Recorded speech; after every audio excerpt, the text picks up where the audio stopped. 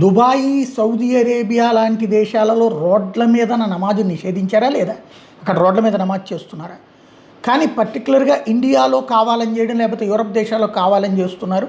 ఇప్పుడు యూరప్ దేశాల్లో కొంతమంది సెక్యులరిస్టులు అనిపించుకోవడం కోసం కొనసాగిస్తుంటే ఇటలీ లాంటి వాళ్ళు బ్లాక్ చేస్తున్నారు. అట్లాగే ఇండియాలో కూడా ఒక ఉత్తరప్రదేశ్లోనో, ఒక బీహార్లోనో, బెంగాల్లోనో అట్లా రోడ్ల మీద చెయ్యొద్దు అన్నారు. దానికి అల్జజీరా తీసుకొచ్చినటువంటిది ఏదైతే ముస్లిముల మౌత్ పీస్ అని చెప్పి ముస్లిముల్ని రెచ్చగొట్టేటటువంటి అల్జజీరా చెప్పేది ఏంటంటే, భారతదేశంలో బీజేపీ కావాలని 2 షిఫ్ట్లు పెట్టుకోమంది, ముస్లిముల్ని రోడ్డు మీద ప్రార్థనలు చేయనివ్వట్లేదు అన్నది. రోడ్డు మీద ప్రార్థనలు ఎందుకు చేయాలి? నీ మతస్థలంలోనే కదా చేయమంటుంది. మతస్థలంలో చేయొద్దని ఎవడన్నా అంటున్నారా? నిషేధం ఏమైనా ఉందా? బట్ అట్లాంటి ప్రొజెక్షన్ చేసుకొస్తారనమాట. ఇప్పుడు ఖతార్ ఉంది, ఖతార్ వాళ్ళే ఈ అల్జజీరాని నడిపించేది, ఖతారే ఈ డబ్బులన్నీ ఇచ్చేది.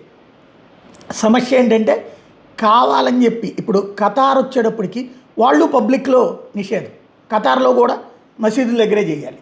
కానీ అదే దేశానికి సంబంధించిన డబ్బులతో నడిచే సంస్థ మన మీద విష ప్రచారం చేస్తుంది.